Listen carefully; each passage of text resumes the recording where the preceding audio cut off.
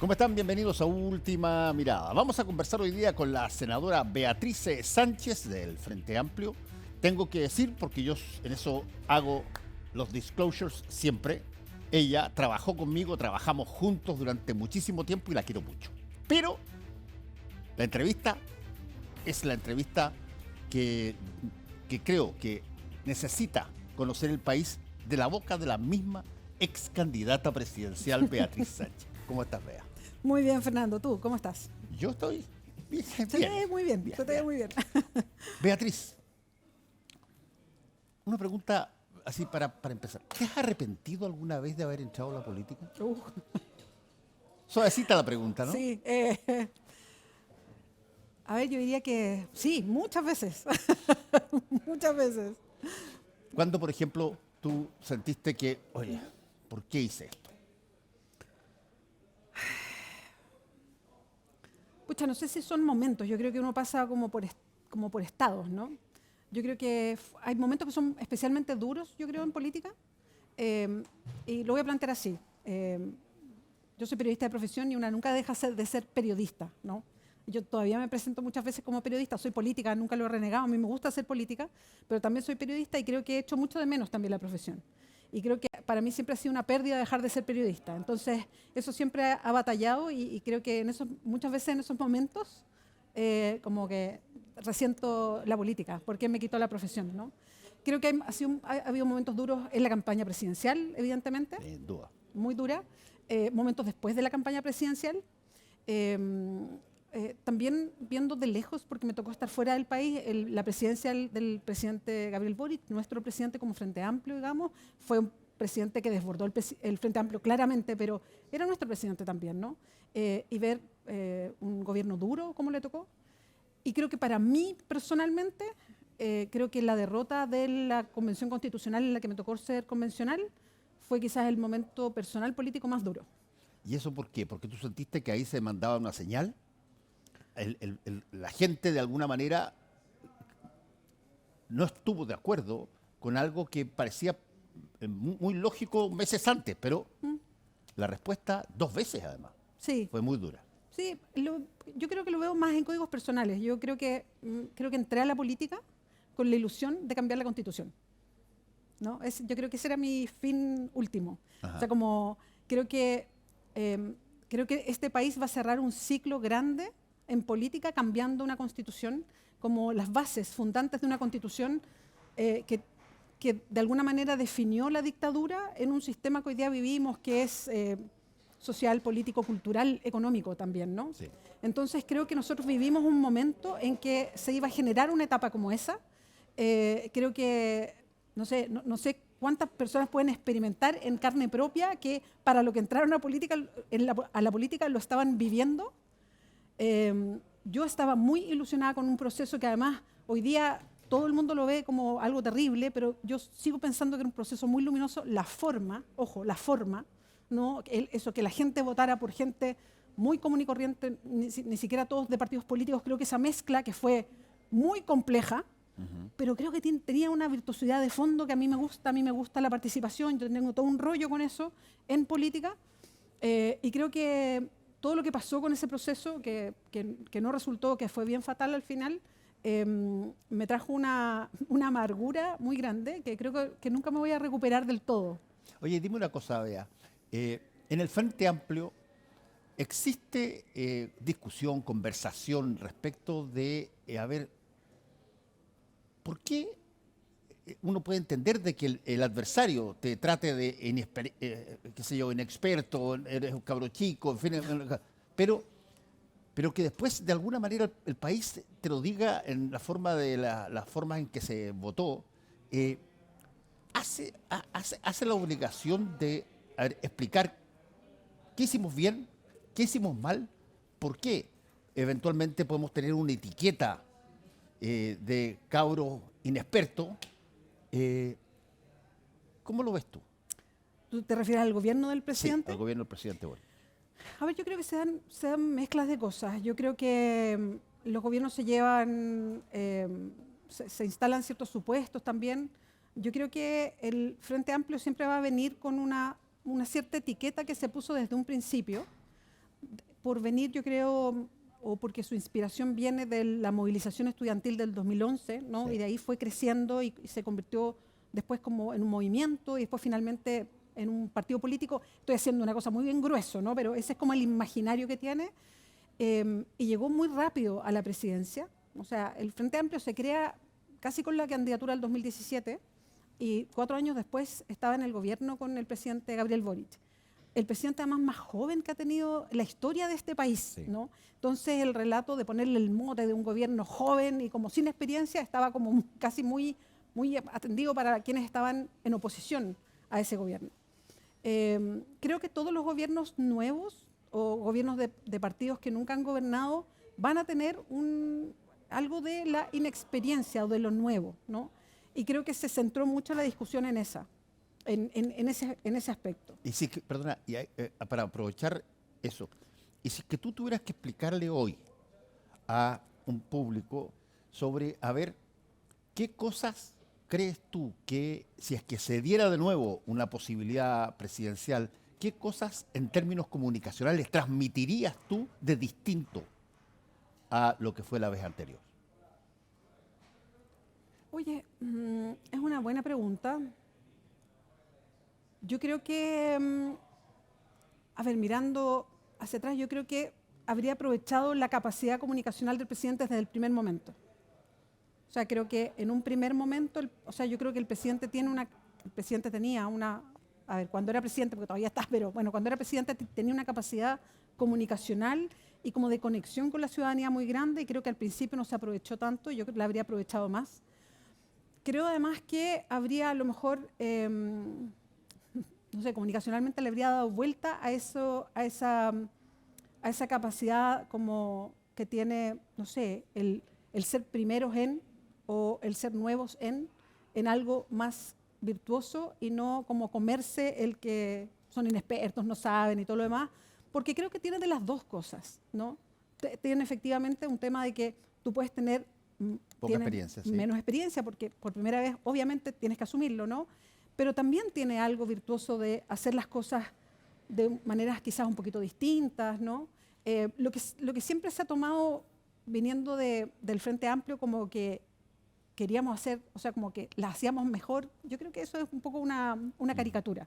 Pero creo que a lo mejor podría haber aprovechado eso de darle un relato un poquito distinto. Y dime una cosa, Bea, ¿cómo interpretan ustedes el que quien suceda al presidente Boric sea exactamente lo opuesto en términos ideológicos?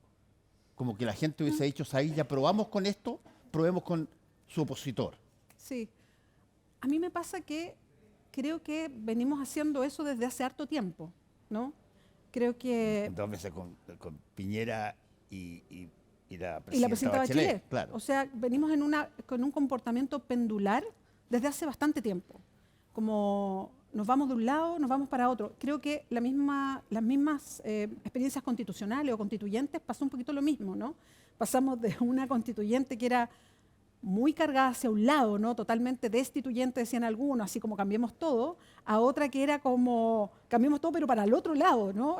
Y que las dos no resultaron. Entonces, creo que venimos con un movimiento algo pendular. Entonces, creo que obedece un poquito a eso. Creo que los gobiernos de 4 años, ya yendo a algo más estructural, creo que los gobiernos de 4 años no ayudan a asentar proyectos políticos. Creo además que tenemos un sistema político que ya no da más. Creo que ahí hay que modificar algo, porque efectivamente tenemos un sistema muy presidencialista, con un Congreso que no toma tantas resoluciones, o sea que lo único que puede hacer para oponerse, si es que está en mayoría, a un presidente es decir sí o no. Entonces lo que tú haces permanentemente es que se traba la discusión política, ¿no? Que es lo que vemos permanentemente en los gobiernos sucesivos, o que se gana por un voto, entonces hay como un desquite de un lado para otro permanentemente, y eso no hace que efectivamente se premie o pueda rodar mejor una discusión o se premia el llegar a acuerdos, que es un poquito lo que estamos viendo hoy día. Bueno, y eso, ¿cómo interpretas lo que está pasando hoy día de que el presidente Kast gana legítimamente la presidencia y después de las primeras encuestas, cae pero profundamente en términos de su apreciación? ¿Cómo entender lo que el público o la gente quiere que lleva a una persona ahí y poquito rato después ya le tira, qué sé yo, todo Todo el saco encima. Y está pasando harto. Y yo creo que obedece a varias cosas, ¿no? Primero es que volvimos del voto voluntario al voto obligatorio. Y eso hace que no solamente hay un volumen grande de personas que no solamente tienen que ir a votar, sino que van obligadas a votar. O sea, hay gente que quiere estar fuera y que tú las obligas a estar adentro. Sí, No es solamente... y se pican, dices tú. O sea, y que no solamente no quieren estar, sino que además van molestas a votar. O sea, Ajá. y yo creo que eso es algo que deberíamos mirar más, ¿no? Es un país que desconocemos un poquito en cuanto a qué es lo que quiere, qué piensa de la política, qué piensa de participar en esto que mostramos, qué piensa de la democracia. No sabemos mucho más. Hay una serie de estudios, se están levantando, pero eso es lo primero. Estamos recién enfrentando voto obligatorio, eso es lo primero. Lo segundo es que... el presidente Kast en realidad salió, o sea, los adherentes totales de él eran un 21%, 22%, que son los que votaron en primera vuelta. Después, con la segunda vuelta, se generan algo, y esto no es solamente el presidente Kast, es para atrás también, se genera el voto anti. Yo voto por este candidato que no era mi candidato original, porque yo no quiero que salga este otro candidato, que es un fenómeno que pasa en Chile, que pasa en muchos países que tienen segundas vueltas. Entonces, esa adhesión es una adhesión que le llaman los especialistas blanda. O sea, yo voté por este, pero porque no me gustaba este otro, ¿no? Entonces, ese rápidamente con algo que no le guste, se va. Claro. Entonces, a mí no me llamaría la atención que de repente la aprobación de José Antonio Kast caiga al 20%, a su base más dura, sobre todo con las cosas que está haciendo, básicamente. ¿Cuáles, por ejemplo? Por ejemplo, traspasarle, o sea, de entrada, la primera decisión política grande que toma José Antonio Kast o su ministro Quirós, pero ese entramado, digamos, es traspasarle inmediatamente todo el costo del alza de las bencinas a las personas. 500, algo que no habíamos visto, ¿no? Los últimos, no sé, 30 años. 500 pesos por litro de una sola vez. Eso generó no solamente un problema en ese momento, lo sigue generando ahora con la cifra de desempleo que tiene nombre y apellido. O sea, la cifra de desempleo de hoy día, el 10% que estamos viendo en la zona que yo represento, un 11%, tiene nombre y apellido. Eso es José Antonio Kast. Es una decisión que se toma que no solamente afecta a la inflación, sino que genera una incertidumbre y afecta directamente a la pequeña y mediana empresa, que termina con cifras de desempleo que estamos viendo ahora, porque había un repunte en los últimos meses del gobierno anterior y se desploma en estos primeros meses. Todos los analistas dicen, aquí hubo un tema, algo pasó acá. ¿Y cuál ¿no? es la explicación que se da para eso?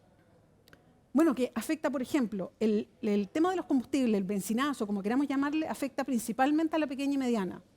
Entonces, personas que tenían 3 o 2 personas contratadas tienen que deshacerse de una persona porque no les da.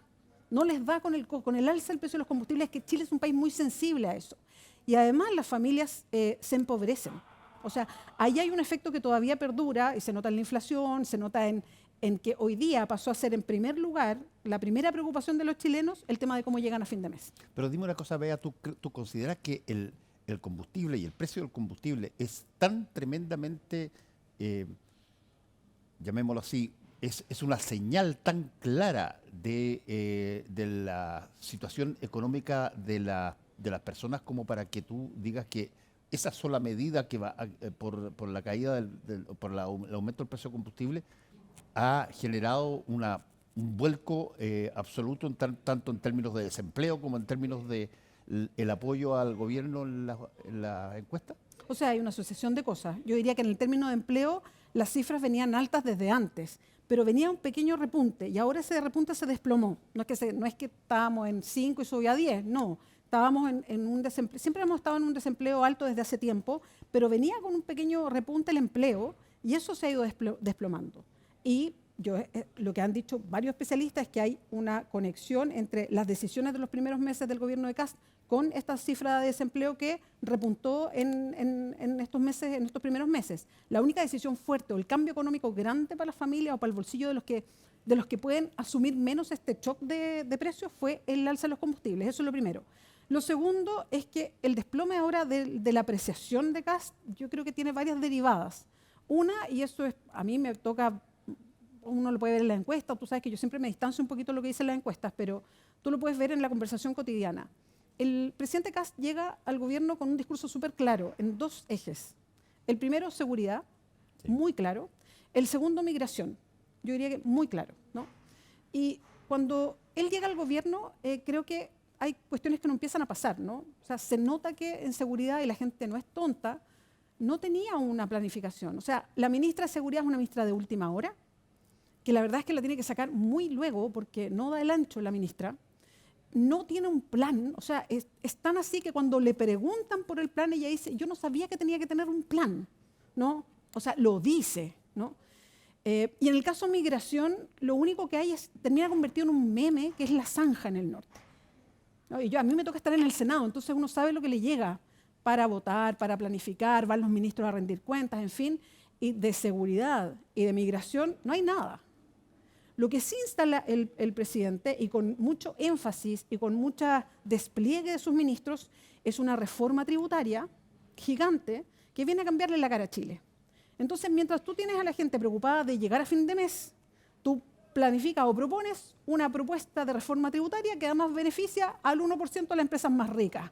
O sea, con esas señales yo no sé qué más puedes hacer para desplomarte más, de verdad. No sé qué más puedes planificar para que tengas menos adhesión. Pero ahora convengamos una cosa, el presidente José Antonio Kast y su grupo no es alguien que no mira las cifras de cómo las cosas se están dando. Puede ser que las mire de otra manera, pero tú no puedes, cuando aparecen cifras que ya están entregadas y que han tenido esta caída que tú has mostrado, bueno, tú tienes que mirar qué tanto uno es responsable de eso, porque eso no estaba hasta hace poquito tiempo atrás. Entonces, básicamente, ¿cuál es la posibilidad, Beatriz, cuál es la posibilidad de que puedan generarse, no sé, ciertas mínimas dosis de cooperación para cambiar esta situación brutal que tenemos tanto en los combustibles como en la vida diaria? ¿Es posible hacerlo con gobiernos que difieren tanto en términos ideológicos de la oposición?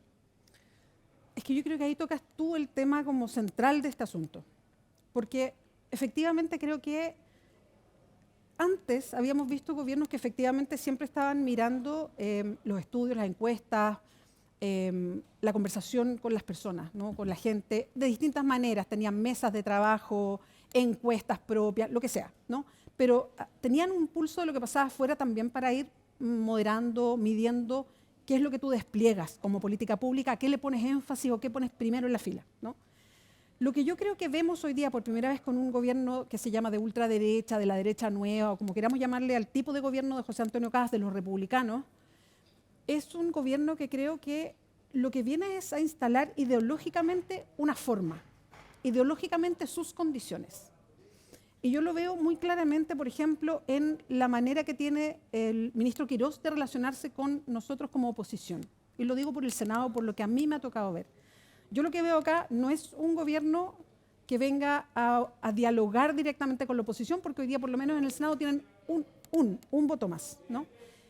Acá creo que hay una planificación de minimizar el Estado, ¿sí? Muy brutalmente, y lo ha dicho el ministro de Economía de manera bien directa. Lo dijo en la Comisión de Economía, una de las primeras veces que fue, dijo, mira, nosotros queremos los privados y queremos privados fuertes y queremos un Estado mínimo, ¿no? Entonces creo que aquí hay un tren de grandes reformas que se quieren hacer. Una es tributaria, donde se quiere bajar los impuestos y que el Estado recaude menos porque se desconfía del Estado.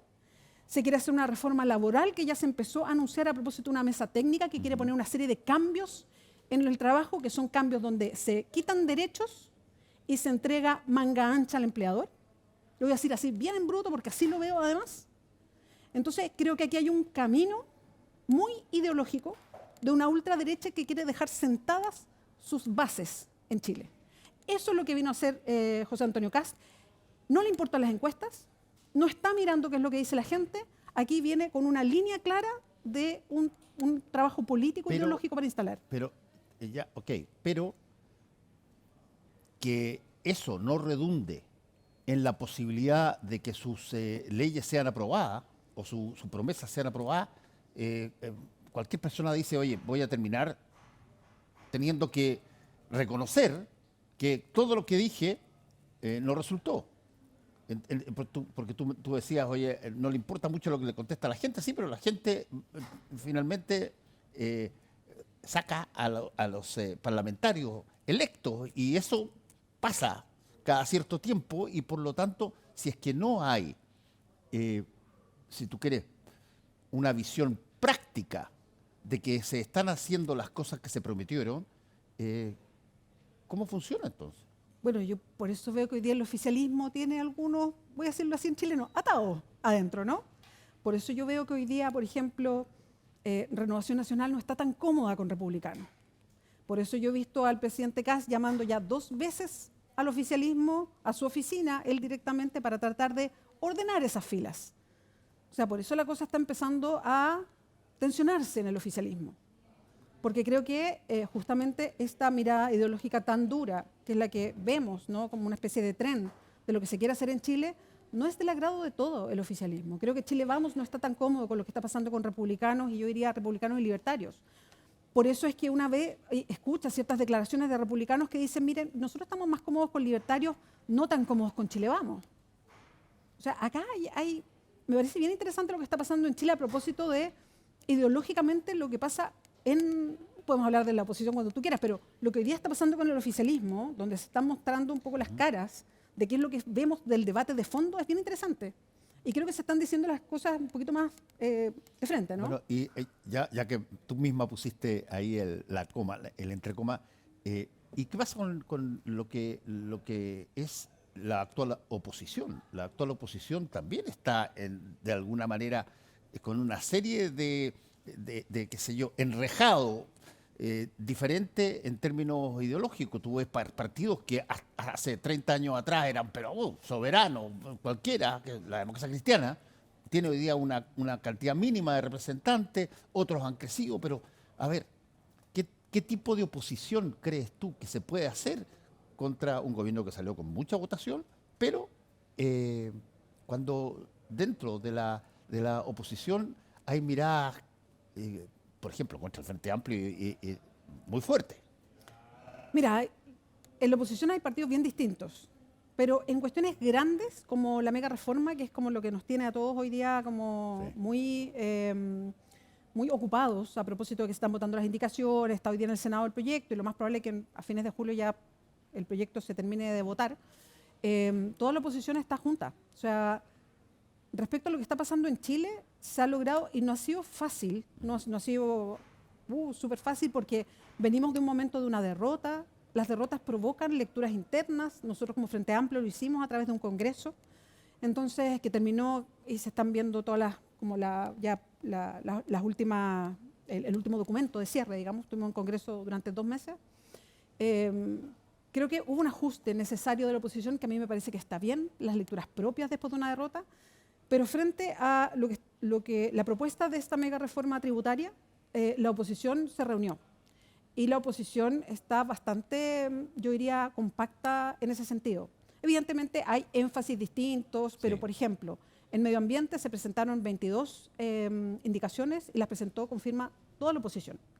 Ayer hubo alguien que salió antes o después, y podemos hablar de eso, pero si se va a ir al Tribunal Constitucional, vamos a ir todos como oposición juntos, todos los partidos, ¿no? Entonces, y en la votación en general del proyecto, actuamos todos en bloque.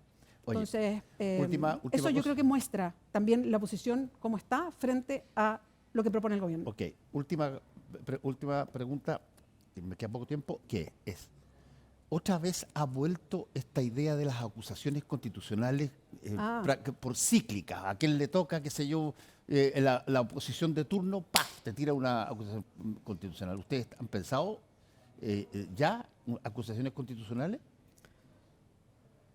Nosotros no, yo no, por lo menos. No, lo último que salió a propósito de la ministra Steiner y la situación muy grave, ¿no?, que detectó la Contraloría, que habla de ilegalidad, además. Sé que hubo algunos integrantes que hablaron de acusación constitucional. Yo creo que la ministra Steiner está afuera, no le veo un poco el porqué de eso. Ahora, yo creo que las acusaciones constitucionales existen por algo, y yo creo que está bien que exista un mecanismo como ese, Sí. pero creo que tiene que volver a ser un mecanismo de última instancia y para perseguir efectivamente violaciones a la Constitución, y no ser una herramienta de desquite político, como es lo que ha pasado en el último tiempo. La acusación constitucional, creo, que fue al exministro Nicolás Grau, creo que marcó un punto de inflexión. ¿no?